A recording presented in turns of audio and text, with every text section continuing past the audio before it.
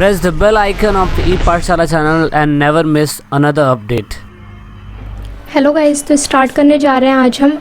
आप सभी का स्वागत है ePathshala के चैनल पर। और आज हम पढ़ेंगे चैप्टर सेकंड फिजिकल एजुकेशन का। मेरा नाम भारती और मैं आप सभी को फिजिकल एजुकेशन चैप्टर सेकंड पढ़ाने जा रही हूँ, जिसका नाम है sports and nutrition. So guys start करते हैं। ये हमारी चैप्टर सेकंड का पार्ट 1 होगा। हमें इन सारे हैंडल्स पे ज्वाइन कीजिए। अब स्टार्ट करते हैं। सो चैप्टर 2 का जो हमारा सेकंड चैप्टर है उसका नाम है स्पोर्ट्स एंड न्यूट्रिशंस। तो स्पोर्ट्स में आखिर न्यूट्रिशन सबसे ज़्यादा इंपॉर्टेंट होता है। तो न्यूट्रिशंस की बेसिकली क्या क्या चीज़ें होती हैं, क्यों इंपॉर्टेंट होता है, वो सारी चीज़ें हम पढ़ेंगे। और किस किस टाइप का न्यूट्रिशन हमारे लिए इंपॉर्टेंट होता है वो चीज़ें पढ़ेंगे। ठीक है, सबसे पहले हमारे जो स्पोर्ट्स पर्सन के लिए होती है उनकी एक बैलेंस डाइट होती है, उन्हें प्रॉपर न्यूट्रिशन टेक करना होता है। तो बैलेंस डाइट क्या होती है ये पढ़ते हैं। Balance diet is diet that which contains the proper amount of each nutrient. A balanced diet consists of all essential food containers. Balanced diet basically क्या होता है, एक प्रॉपर अमाउंट होता है, हर एक न्यूट्रिएंट का एक प्रॉपर अमाउंट होता है जो कि फूड में कंटेन हो। इसमें हमारे प्रोटीन आते हैं, कार्बोहाइड्रेट आता है, फैट आता है, विटामिन्स आते हैं, मिनरल्स आते हैं। एंड ये सारी चीज़ें किस में होती हैं, करेक्ट पोर्शन में होती है। ऐसा नहीं है कि कोई भी चीज़ बहुत ज़्यादा है या कोई भी चीज़ बहुत ज़्यादा कम है, बट ये जो चीज़ें होती हैं प्रोटीन, कार्बोहाइड्रेट, फैट्स, विटामिन, ये सारी चीज़ें हमारी करेक्ट पोर्शन में होनी चाहिए फूड के अंदर। फूड जो है वो सप्लाई करता है energy for every action our body undertakes. हमारी बॉडी जो भी एक्शन करती है, हर एक एक्शन के लिए फूड जो है रिस्पॉन्सिबल होता है, फूड के थ्रू करती है। From eating bananas to running a race. अगर हम बनाना खाते हैं तो रेस करने में ईजी होता है, या फिर जो भी अलग अलग चीज़ें होती हैं हमारी ग्रोथ के लिए, रिप्लेसमेंट ऑफ टिश्यूज़ के लिए, हमारे जो टिश्यूज़ होते हैं उनकी रिप्लेसमेंट के लिए बहुत ज़्यादा ज़रूरी होता है ये सारी चीज़ें। फूड एंड फूड में प्रॉपर न्यूट्रिशन मतलब बैलेंस डाइट। तो जो proper nutrition and balance diet होती है उसी को क्या कहते हैं हम लोग, न्यूट्रिएंट्स कहते हैं। कि प्रॉपर क्या क्या चीज़ होनी चाहिए, कैसे कैसे होनी चाहिए वो सारी चीज़ें, एंड हर एक चीज़ सही मात्रा में होनी चाहिए, उसे बैलेंस डाइट कहते हैं। मतलब कि प्रॉपर हर एक चीज़ का पोर्शन, हर एक विटामिन, कार्बोहाइड्रेट, फैट्स, प्रोटीन, हर एक क्वांटिटी प्रॉपर होनी चाहिए फूड में, सही मात्रा में होनी चाहिए। तो हमारी बैलेंस डाइट कहलाती है, तभी न्यूट्रिशन का स्पोर्ट्स पर्सन पे फ़ायदा होता है। सो नेक्स्ट हम क्या पढ़ेंगे, मैक्रो एंड माइक्रो न्यूट्रिएंट्स क्या होते हैं। तो मैक्रो एंड माइक्रो न्यूट्रिएंट्स क्या होते हैं, बेसिकली हमारे जो न्यूट्रिएंट्स हैं वो 2 पार्ट्स में डिवाइड हो जाते हैं, एक मैक्रो और एक माइक्रो। तो मैक्रो में जो है वो बहुत ही कम चीज़ें आती हैं, बट वो बहुत ज़्यादा मस्ट होती हैं किसी भी इंसान के लिए। बट जो माइक्रो न्यूट्रिएंट्स हैं वो भी ज़रूरी होती है, पर उनकी क्वांटिटी बहुत कम होती है। तो बेसिकली जो मैक्रो न्यूट्रिएंट्स में आते हैं वो हमारा क्या क्या आता है कि हमारे जो कार्बोहाइड्रेट्स हैं, हमारे प्रोटीन है, फैट्स है, वाटर है। तो ये सारी चीज़ें हमारी आती हैं मैक्रो न्यूट्रिएंट्स में। मैक्रो न्यूट्रिएंट्स में सबसे पहला जो आता है वो आता है कार्बोहाइड्रेट। जैसा कि आप लोगों ने पहले से ही पढ़ा होगा कि कार्बोहाइड्रेट जो है बॉडी के लिए बहुत ज़्यादा इंपॉर्टेंट होता है। तो कार्बोहाइड्रेट जो होता है वो मेन सोर्स होता है एनर्जी का, हर एक एक्टिविटी के लिए मेन सोर्स होता है। जो भी एक्टिविटीज़ हम करते हैं उन सब के लिए कार्बोहाइड्रेट जो है मेन वो होता है। बेसिकली इसमें जो एलिमेंट्स, कार्बोहाइड्रेट में जो एलिमेंट्स इंक्लूड होते हैं वो कौन कौन से होते हैं, वो होते हैं कार्बन, हाइड्रोजन एंड ऑक्सीजन। जो कार्बोहाइड्रेट्स में जो एलिमेंट्स इंक्लूड होते हैं वो होते हैं कार्बन, हाइड्रोजन एंड ऑक्सीजन, जो कि हमारी बॉडी के लिए बहुत ज़्यादा बेनिफिशियल होते हैं। अगर हम चाहते हैं कि हमें एक स्ट्रॉन्ग एंड फिट बॉडी मिले तो उसके लिए कार्बोहाइड्रेट्स बहुत ज़्यादा इंपॉर्टेंट है, एंड कार्बोहाइड्रेट्स के जो एलिमेंट्स हैं वो बहुत ज़्यादा इंपॉर्टेंट है। सेकेंडली क्या होता है, the primary function is to provide energy to the body, specially to the brain. जो हमारा ब्रेन होता है उसके लिए जो प्रॉपर हमारी प्राइमरी फंक्शन होता है, मतलब कार्बोहाइड्रेट है या फिर प्रोटीन, फैट है, ये सारी चीज़ें ब्रेन एंड नर्वस सिस्टम के लिए, हमारे नर्वस सिस्टम के लिए बहुत ज़्यादा इम्पॉर्टेंट होती है। ठीक है, there are main 2 type of carbohydrate. 2 type के कार्बोहाइड्रेट होते हैं, एक तो होता है सिंपल और एक होता है कॉम्प्लेक्स कार्बोहाइड्रेट। तो 2 टाइप के कार्बोहाइड्रेट होते हैं, सिंपल एंड कॉम्प्लेक्स। तो वो चीज़ें भी हम पढ़ लेंगे कि क्या होते हैं। बेसिकली जो कार्बोहाइड्रेट होता है वो आपकी बॉडी के लिए जो भी एक्टिविटीज़ करते हैं उन सब के लिए रिस्पॉन्सिबल होता है। प्राइमरी फंक्शन इसका ये होता है कि वो बॉडी का जो ब्रेन है उससे हमेशा चालू रखे, एकदम स्मार्ट तरीके से वर्क करे, और जो नर्वस सिस्टम है उसे प्रॉपर सही तरीके से काम कर सके। तो नेक्स्ट जो हमारा आता है वो आता है प्रोटीन्स की। प्रोटीन्स क्या होते हैं? तो प्रोटीन्स जो होते हैं वो बेसिक कंटिन्यूएंट्स होते हैं हमारी बॉडी सेल के। ठीक है, हमारी बॉडी सेल के जो है वो बेसिक कंटिन्यूएंट्स होते हैं protein. They are large molecules so they can not directly into our blood. इनके बहुत ज़्यादा लार्ज मॉलिक्यूल्स होते हैं जिसकी वजह से प्रोटीन्स जो हमारी बॉडी में ब्लड में डायरेक्टली नहीं जा पाते हैं, तो इसीलिए इन्हें कन्वर्ट किया जाता है एमिनो एसिड में। हमारी बॉडी खुद ही इन्हें एमिनो एसिड में कन्वर्ट करती है, हमारे डाइजेस्टिव सिस्टम के थ्रू इन्हें कन्वर्ट किया जाता है एमिनो एसिड में।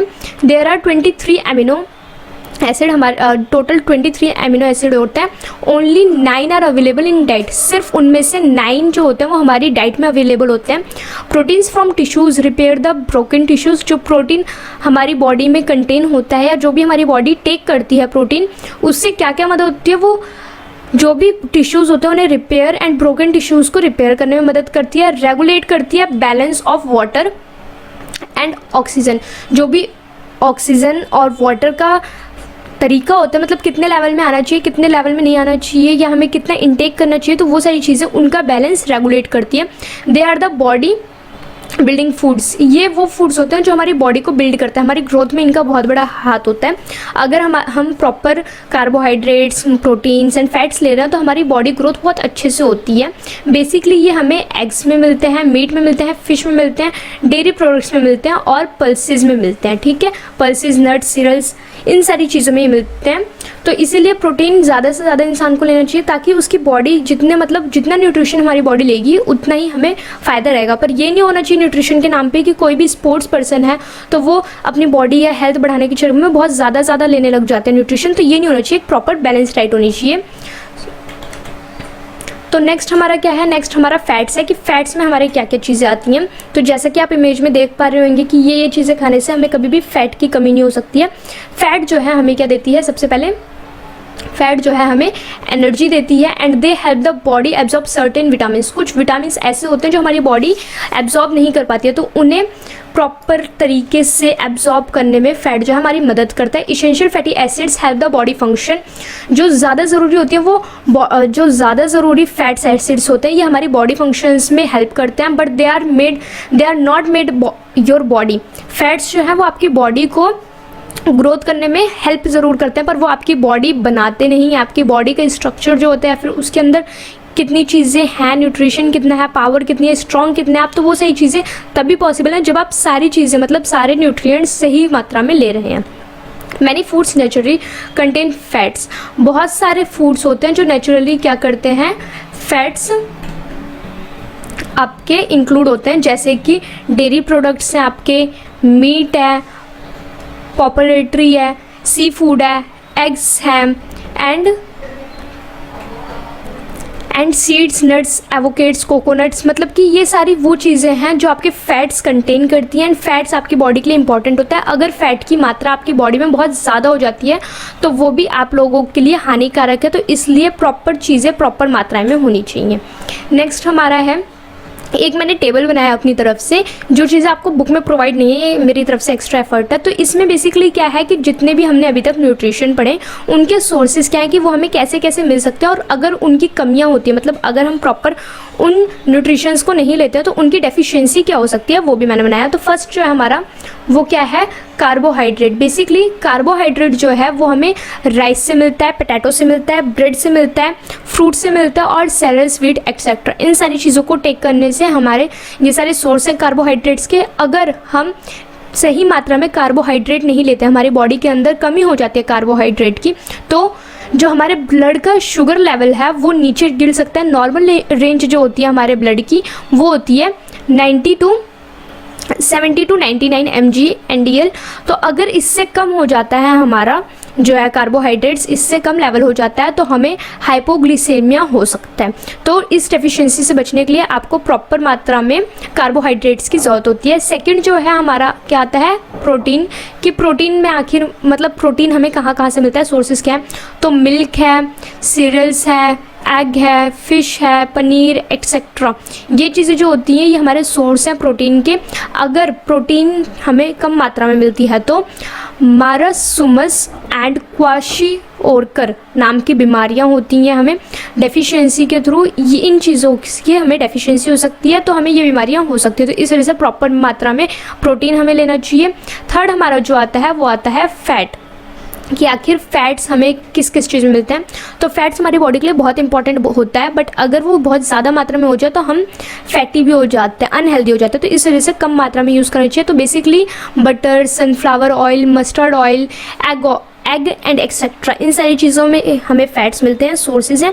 एंड अगर हमारे अंदर फैट्स की कमी हो जाती है तो ड्राई आइज रहने लग जाती हैं, ड्राई हेयर हो जाते हैं, हेयर लॉस, जो आजकल शिकायत रहती है कि बाल झड़ रहे हैं तो हेयर लॉस होने शुरू हो जाते हैं, ड्राई एंड स्कैरली स्किन हो जाती है एंड एक्सेट्रा। इसके अलावा भी बहुत सारी चीज़ें हैं जो हो जाती हैं।